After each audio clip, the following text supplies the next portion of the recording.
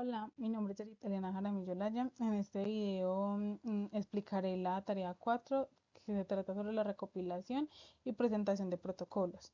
En este debíamos de escoger una estructura en la cual yo escogí el cráneo.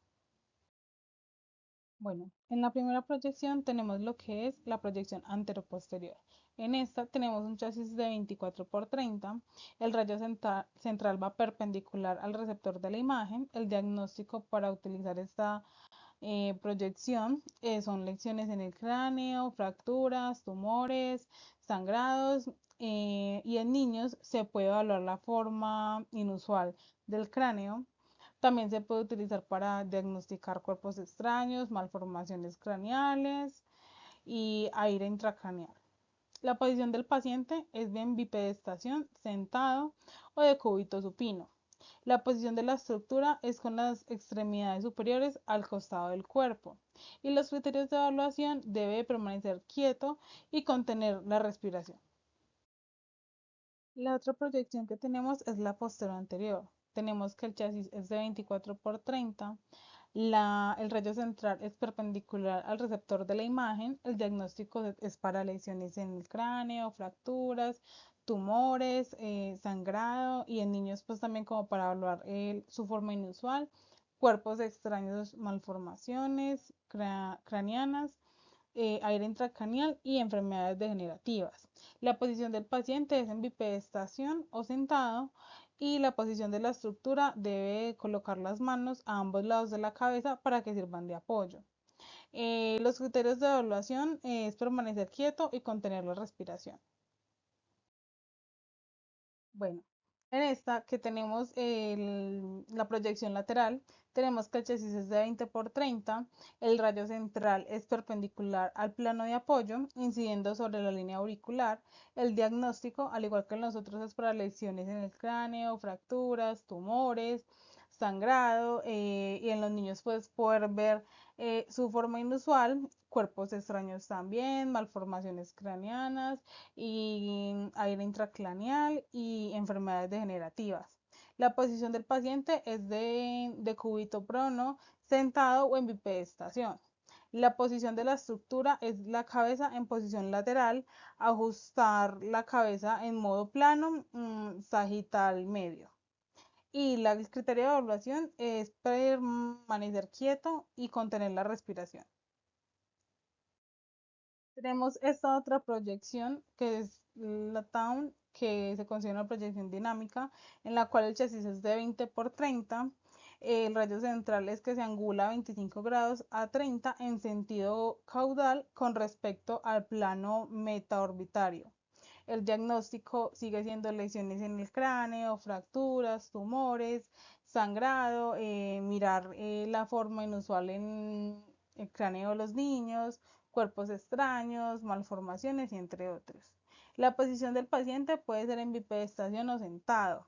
La posición de la estructura es con apoyo occipital y una reflexión máxima de la cabeza para reducir un ángulo de incidencia. El criterio de evaluación es permanecer quieto y contener la respiración. Por último, tenemos la posición caudal, que esta tiene un chasis de 18 por 24. El rayo central va en angulación de forma caudal de 15 grados, emergiendo en la glabela. El diagnóstico, al igual que en los otros, es lesiones en el cráneo, fracturas, malformaciones, enfermedades degenerativas, aire intracraneal y entre otros. La posición del paciente es en bipedestación, sentado o de cúbito ventral. La posición de la estructura es apoyo frontal del plano OM perpendicular al plano del examen. Y el criterio de evaluación sigue siendo que debe permanecer quieto y debe contener la respiración. Muchas gracias. Tenemos en esta parte los protocolos que comprenden las proyecciones del cráneo. Tenemos la P con tamaño del chasis 10 por 12 pulgadas, en el cual el rayo central debe estar dirigido al punto medio del cráneo, y la cabeza del paciente debe estar en posición neutra, es decir, el paciente se coloca decúbito supino en la mesa y el paciente debe tener la cabeza totalmente relajada. Ahora tenemos en la posición lateral el igual tamaño de chasis. El rayo central se dirige perpendicularmente al plano del cráneo y el paciente se debe colocar en bipedestación o sentado con la cabeza totalmente neutral. Y en la parte oblicua se coloca al mismo tamaño del chasis. La mayoría de este tamaño del chasis se utilizan para este tipo de proyecciones. El rayo central está dirigido desde un ángulo específico hacia la región de interés, ya que la posición oblicua se toma un poco, no del todo, sino un poco lateral, y el paciente debe estar posicionado con una posición supino y la cabeza ligeramente inclinada hacia un lado. Este tipo de proyecciones son muy efectivas ya que ayudan a detectar fracturas, lesiones en la columna, trastornos vasculares, entre otro tipo de anomalías. En esta parte de acá tenemos las proyecciones de cara, como mencioné anteriormente, proyección AP, lateral y oblicua. En la mayoría de este tipo de proyecciones se utiliza el mismo tamaño de chasis. En la proyección AP, el rayo central se dirige de manera perpendicular al eje frontal del cráneo o de la cara en este caso. El paciente se debe colocar en posición de bipedestación o sentado al frente del detector de la imagen y su cabeza debe estar mirando directamente hacia adelante para así tomar una muestra efectiva de las estructuras que se quieren entrar a analizar. En la toma lateral, en este caso el rayo se dirige también perpendicularmente al plano frontal de la cara, pero el paciente debe colocar su cara, debe estar perpendicularmente inclinada con el detector, o sea, debe colocarla mirando hacia un lado, en este caso hacia el detector.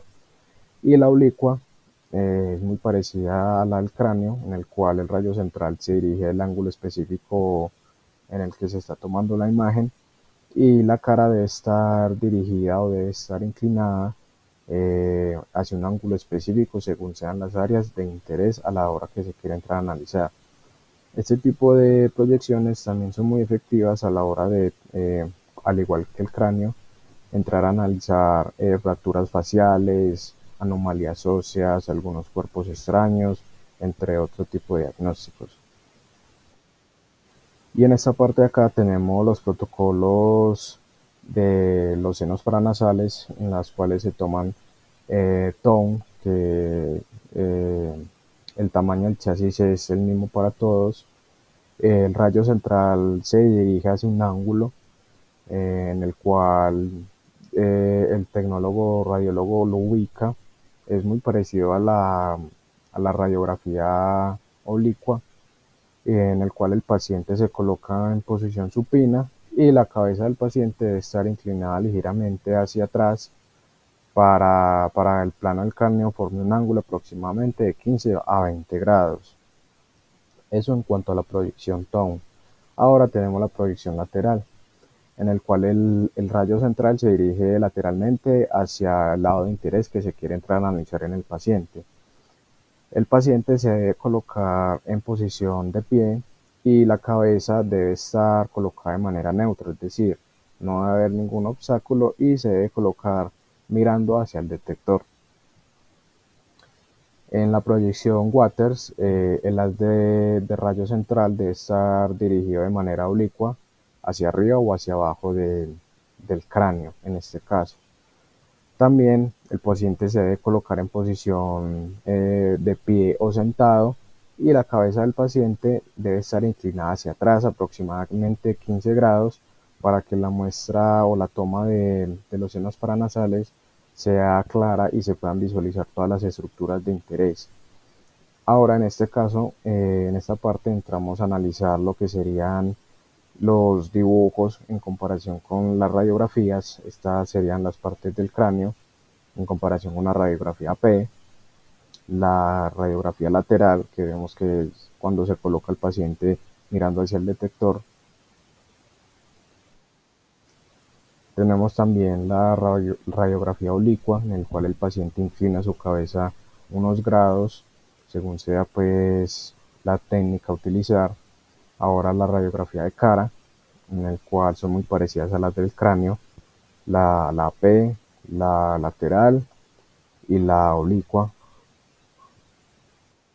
Y en esta parte de acá pasamos a la radiografía de los senos paranasales, que la radiografía Tone es muy parecida también a la proyección AP. La proyección lateral, en el cual vemos como el paciente se ubica de tal manera que se puedan visualizar los senos paranasales, y la proyección Waters, en la cual el paciente inclina su cabeza unos grados y se puede visualizar de mejor manera las estructuras de interés. Muchas gracias. Cordial saludo, mi nombre es Daisy Yurani Buitrago, estudiante de la Universidad Nacional Abierta a Distancia. En este video les hablaré un poco sobre los protocolos radiográficos para órbitas oculares. Las órbitas oculares son cavidades óseas en el cráneo que protegen los globos oculares. Estas órbitas proporcionan protección a los ojos y también están diseñadas para permitir inserción de varios músculos oculomotores que permiten los movimientos.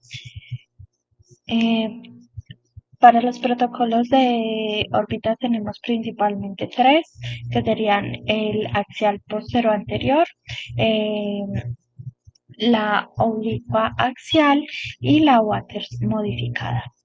Empezaremos con la axial postero anterior, que vemos en esta parte de acá. Se realiza con el paciente en bipedestación y pues la estructura se posiciona de esta manera. Se realiza con un chasis de 18 por 24 centímetros o 8 por 10 pulgadas.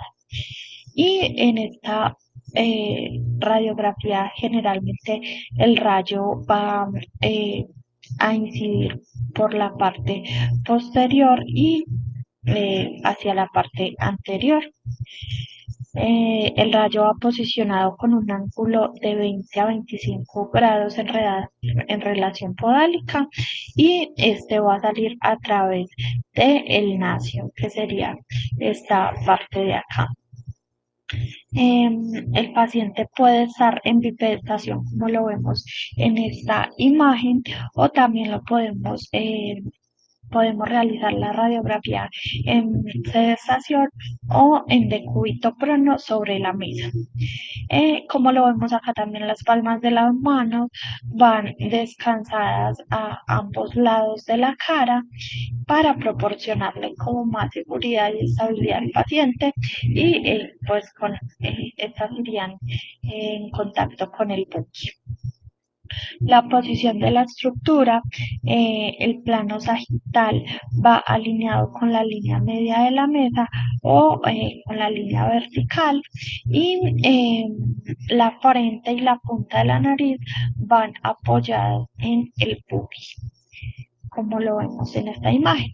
Los criterios de evaluación para determinar si es una buena radiografía y para poder hacer un buen diagnóstico es que principalmente tenga un buen contraste y colimación, para así poder visualizar la estructura en conjunto de una buena manera.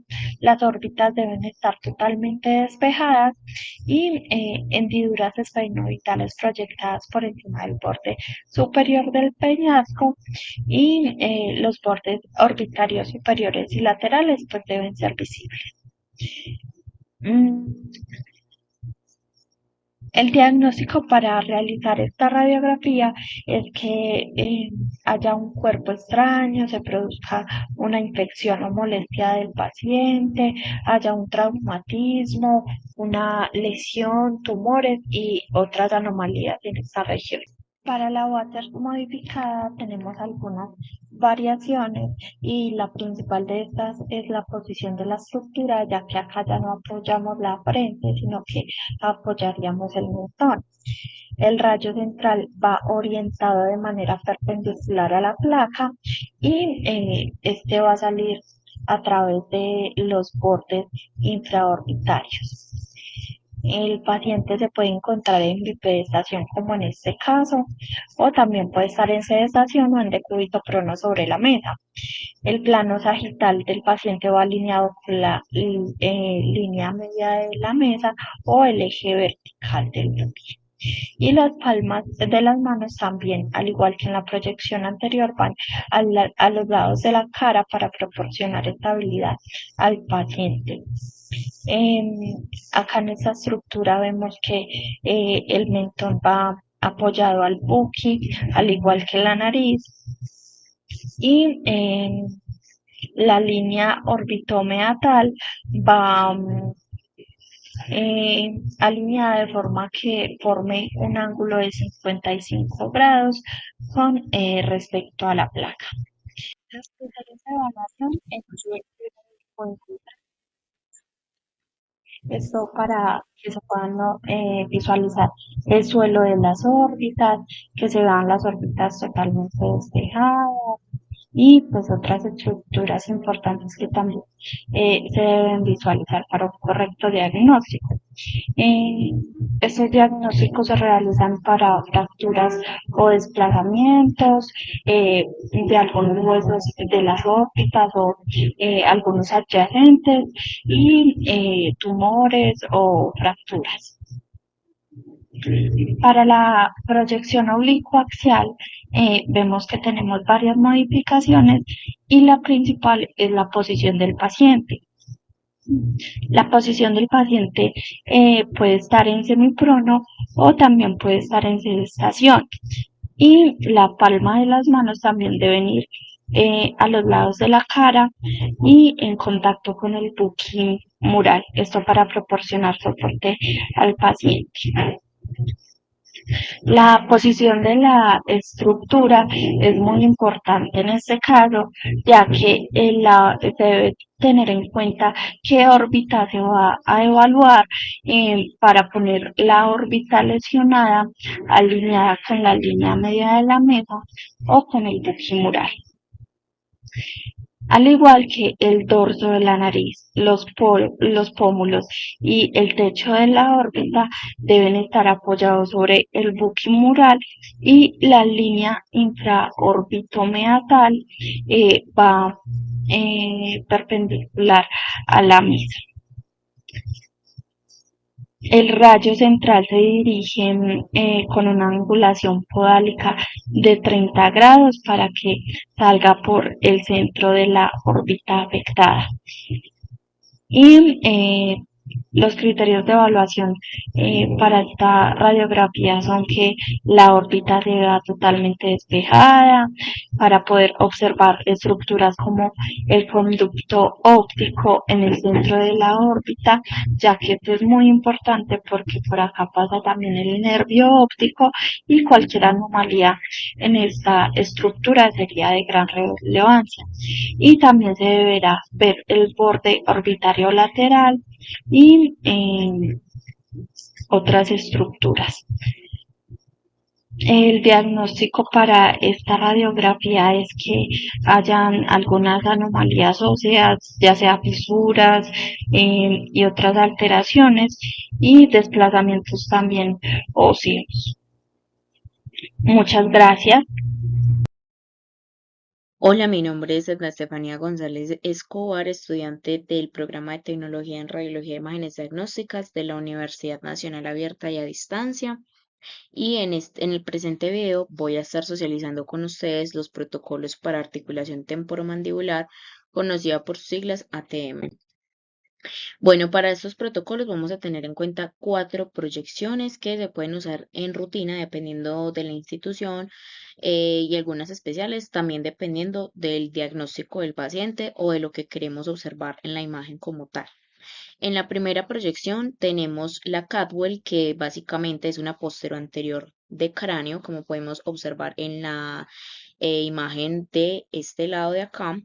Vamos a utilizar un chasis de 18 por 24 centímetros o en pulgadas uno de 8 por 10.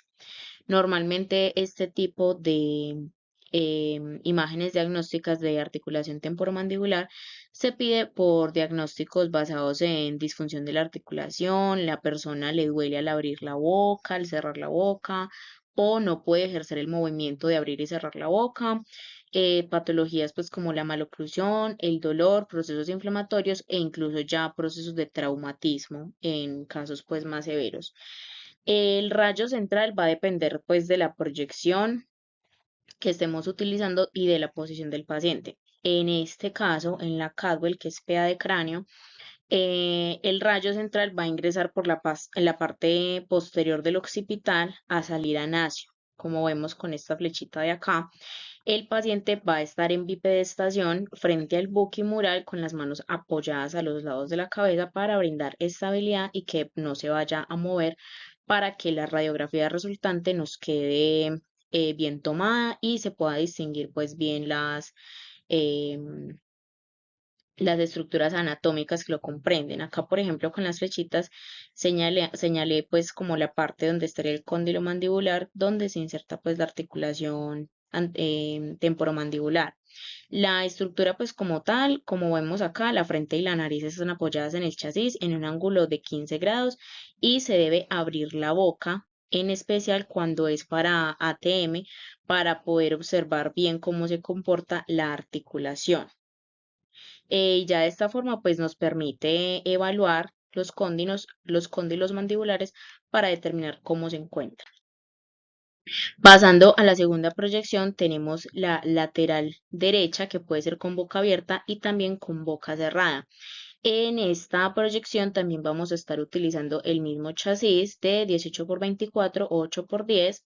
El paciente puede estar en sedestación o en bipedestación, pues enfrente del buque mural. En cualquiera de las dos proyecciones es válido, simplemente se debe ajustar pues el buki y el chasis al paciente.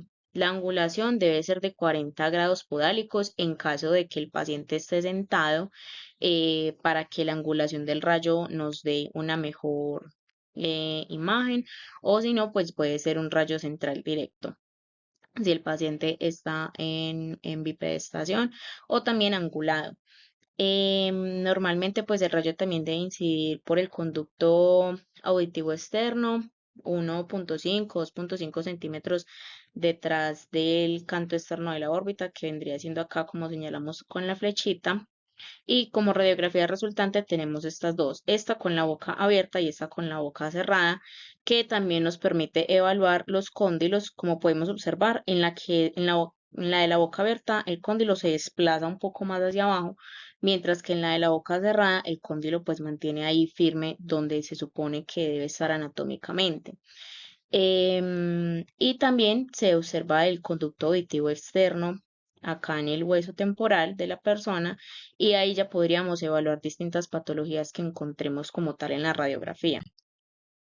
También tenemos lateral izquierda, que básicamente cumple los mismos requisitos que la anterior, simplemente pues que ya este es el lado derecho y también debe ser con la boca abierta y la boca cerrada para evaluar el desplazamiento de los cóndilos, cómo se encuentran y distintas patologías que podamos encontrar, ya que muchas veces el problema no puede estar en los dos cóndilos, tanto derecho como izquierdo, o a veces en uno de los dos solamente. El otro puede estar en perfectas condiciones y el otro no necesariamente. Por eso a veces es necesario pues tomar como las dos proyecciones de los dos lados bilateral para poder tener en cuenta el diagnóstico del paciente. Tenemos la misma angulación, como tal las mismas especificaciones, simplemente que del lado contrario. Bueno, por último, tenemos una proyección especial, ya que normalmente no es de rutina. Claro que también depende la institución y los protocolos que estemos realizando. Es la axilolateral de método Schindler, donde la persona, el paciente, va a estar en decúbito ventral sobre la mesa con la cabeza apoyada hacia el lateral opuesto de la imagen que vamos a tomar. También se recomienda que la persona tenga uno de sus brazos apoyados también al lado para brindar estabilidad. Normalmente, pues si la persona está apoyada sobre el lado, pues mirando para el lado derecho, la mano derecha, o si es para la izquierda, la mano izquierda. Eso pues con el fin de lograr estabilidad. Aquí vamos a tener una variación con el rayo central y va a tener una angulación de 25 o 30 grados caudal y va a incidir 4 centímetros encima del pabellón de la oreja, como podemos observar con las flechas rojas de acá. El número de chasis va a seguir siendo exactamente el mismo, de 8 por 10. El cráneo, pues como mencionamos, va a estar lateralizado sobre la mesa, y se va a lograr visualizar en la radiografía resultante de manera correcta, pues de todo el pabellón de la oreja, el conducto auditivo externo y lo que más nos interesa en este tipo de estudio para articulación temporomandibular, pues es la misma articulación como podemos observar aquí. Esta radiografía es de una persona que tiene la boca cerrada, que sería en esta posición, ya que podemos observar que la articulación está en el lugar donde debe estar. Si la persona tuviera pues la boca abierta, como sería en este caso de acá, la articulación se desplazaría unos milímetros más hacia abajo, ya que la mandíbula estaría completamente abierta, como podemos observar acá. Aparte pues de estas estructuras, también se visualizaría lo que es la apófisis estiloides mastoidea, la silla turca, el seno esfenoidal, ya dependiendo pues como las otras estructuras anatómicas que encontremos cercanas y que también se puedan visualizar en el estudio, pero el principal que debemos observar es la articulación y como tal, si alguna otra estructura está comprometida con la patología que vayamos a encontrar en la imagen resultante. Y bueno, estas fueron las 4 proyecciones que se tuvieron en cuenta para este estudio de articulación temporomandibular. Muchas gracias. Hola, buenas tardes. Mi nombre es Rafael Chiquillo Yepes, estudiante de Tecnología en Radiología e Imágenes Diagnósticas de la Universidad Nacional Abierta y a Distancia, UNAT. En este video, pues, compartiré la explicación de la tarea 4, reconocimiento y presentación anatómica. Bueno, mediante el cual, pues, debíamos lo que es de escoger una estructura y explicarla. Personalmente escogí los maxilares. Entonces, tenemos que el hueso como tal, lo que es el hueso maxilar, es un hueso de la cara, pues, que forma parte del macizo óseo facial. Es conocido, dado el caso, por ser uno de los maxilares junto con el maxilar inferior o mandíbula, y dado el caso, este maxilar superior es un hueso pues robusto y voluminoso, dado el caso, pero ligero, debido a la presencia de una cavidad en su interior llamada seno maxilar. Este hueso se encuentra en el centro de la cara, debajo de lo que es el hueso frontal y del etmoides. Asimismo, este hueso está rodeado por otros, además, huesos del cráneo y en la línea media está ubicado a su homólogo contralateral mediante la sutura intermaxilar. Tenemos puntualmente que este hueso consta de 5 partes principales: el cuerpo y 4 proyecciones óseas conocidas como procesos frontal, cigomático, palatino y alveolar. Entonces tenemos puntualmente que el cuerpo del maxilar puntualmente posee forma como tal piramidal y es la parte más voluminosa del cuerpo, del hueso. Además contribuye a formar el margen anterior de lo que y el piso de la cavidad orbitaria, la pared lateral de la cavidad nasal y lo que es la pared anterior de la fosa infratemporal, como la de la fosa pterigopalatina. Contiene el seno maxilar, el cual extiende desde el margen orbitario hasta el proceso alveolar y drena hacia el meato nasal medio. El foramen infraorbitario se ubica debajo del margen infraorbitario y sirve como vía de paso para lo que es el nervio y los vasos infraorbitarios. el proceso alveolar es una extensión inferior del maxilar y posee una estructura ósea bastante porosa. Conforma además el arco dental maxilar, el cual contiene 8 cavidades alvéolos dentarios que alojan a los dientes superiores. El hueso que rodea a los dientes existe en gran medida en función de estos y se denomina hueso alveolar. Asimismo, el proceso cigomático del maxilar emerge lateralmente desde el cuerpo y se articula con lo que es el hueso cigomático. El proceso frontal posee una cresta vertical que constituye el margen medial de la órbita, cresta lagrimal anterior. Hacia posterior de esta cresta y en conjunto con el hueso lagrimal como tal, este proceso forma el surco lagrimal. Hacia arriba y hacia medial se encuentra además relacionado con lo que son las celdillas etmoidales anteriores. Y por último, el proceso palatino es una extensión como tal horizontal de la cara medial del cuerpo del maxilar que forma parte tanto del techo de la cavidad oral como del piso de la cavidad nasal. En conjunto con el hueso palatino forma el esqueleto del paladar duro. Hacia adelante pues posee un pequeño proceso denominado espina nasal anterior y el foramen incisivo puede encontrarse en la línea media justo por detrás de los incisivos centrales. Por este foramen transita el nervio nasopalatino en su trayecto desde la cavidad nasal en compañía de una arteria proveniente de lo que son las ramas septales posteriores de la palatina mayor o de una anastomosis entre ambas.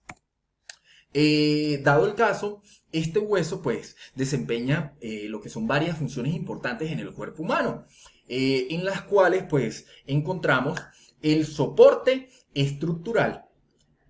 Dado el caso, el hueso maxilar forma la base del rostro y proporciona soporte estructural para los dientes superiores, los senos paranasales y otras estructuras anatómicas muy importantes. Tenemos además lo que es la función respiratoria. El hueso maxilar participa en el sistema respiratorio al formar parte de lo que son las cavidades nasales y los senos paranasales. Estas estructuras pues ayudan a calentar y humedecer y filtrar el aire que respiramos.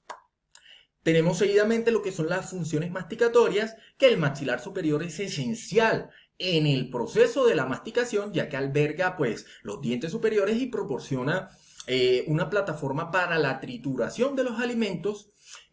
Además tiene una contribución a la articulación temporomandibular, ¿cierto? Y asimismo en esta, el maxilar superior se articula con el hueso temporal del cráneo para formar la articulación temporomandibular. Y esta articulación permite los movimientos de apertura y cierre de la boca, así como los movimientos de la masticación. Bueno, es importante destacar que el maxilar inferior, pues también conocido como mandíbula, es el hueso móvil que se articula con el maxilar superior y desempeña un papel crucial en la función de la mandíbula y lo que es la articulación temporomandibular. Bueno, este maxilar se articula superiormente al hueso frontal, posteriormente a los huesos esfenoides, palatino, etmoides, lagrimal y asimismo medialmente a los huesos nasal, albómer y cornete nasal inferior y lateralmente, muy importante, al hueso cigomático. Tenemos además el maxilar inferior, pues este es conocido también como mandíbula y es un hueso situado en la parte inferior de la cara. Este hueso es grande y fuerte, es el más grande y fuerte de la cara y forma la mandíbula inferior. Esta mandíbula es un hueso móvil y desempeña un papel crucial puntualmente en diversas funciones como es masticar, hablar y la expresión de la cara.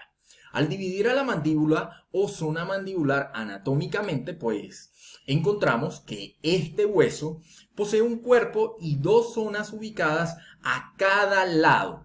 que se llama pues ramas ascendentes. El cuerpo del maxilar inferior está conformado por una cara o perfil pues situado en la parte delantera y otra cara ubicada por la parte posterior. En esta área se encuentran lo que es la sínfisis del mentón, la fosa submaxilar, las apófisis o prominencias geni superior e inferior, la eminencia mentoniana y lo que es el agujero mentoniano. En cuanto a las ramas ascendentes, observamos como rasgos que en su parte interna se encuentran en lo que es el conducto dentario inferior. En sus costados están situados el cóndilo mandibular, prominencia ósea, pues que se conecta con el temporal, además de la apófisis coronoides y la escotadura sigmoidea. Bueno, todas las estructuras del macizo óseo son inmóviles, con excepción del maxilar inferior, que es el único que genera movimientos, ya que se articula pues con el hueso temporal para formar la articulación temporomandibular. Bueno, gracias a esta unión es que podemos mover la boca y alimentarnos por la vía oral para masticar, ¿cierto? Además, en este hueso es donde crecen los dientes de la hilera inferior. Entonces tenemos seguidamente pues que los maxilares puntualmente pueden sufrir diferentes tipos de lesiones, ¿cierto? Entonces, algunas de las cuales pues incluimos lo que son las dislocaciones.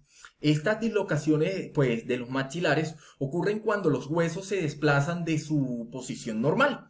Esto puede causar problemas en la articulación como tal temporomandibular y pues ocasionan dificultad, lo que es la dificultad para abrir o cerrar la boca correctamente. También tenemos lo que son las fracturas pues de estos maxilares, que son roturas en los huesos de la mandíbula o el maxilar superior. Estas lesiones pues pueden ser causadas por traumatismos como son los golpes, accidentes, y pues pueden afectar la función de lo que es la boca y la estética facial. También tenemos lo que son las luxaciones, que ocurren cuando los huesos pues se desplazan de su posición normal y no pueden, por decirlo así, volver a su lugar por sí solos. Esto puede causar dolor, dificultad para masticar y hablar. Además, cambios en la apariencia como tal facial. También tenemos por último pues las lesiones fibroóseas benignas, que estas son lesiones que afectan la porción medular de los huesos maxilares y se caracterizan por la sustitución del tejido óseo y por un tejido fibrocelular que produce material calcificado similar al hueso o al cemento radicular. Y además estas lesiones pueden ser trastornos del desarrollo, lesiones reactivas o neoplasias. Muchas gracias.